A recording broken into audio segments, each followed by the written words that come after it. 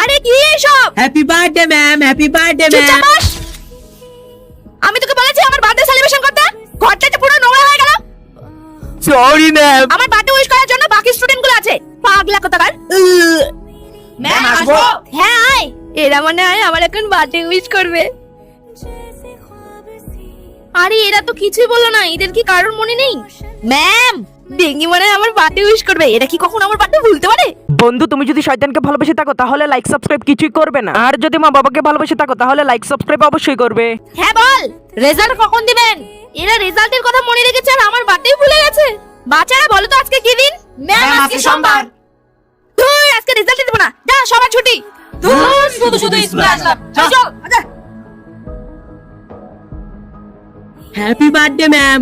বয়রা তোর সঙ্গে আমি এত খারাপ ব্যবহার করি, তোকে খারাপ লাগে না? না ম্যাম, আমি কিচ্ছু মনে করি না, কারণ সবাই আমার সঙ্গে খারাপ ব্যবহার করে। সরি বয়রা। তো বন্ধুরা তোমরা কারা কারা বয়রাকে ভালোবাসো অবশ্যই আমাদের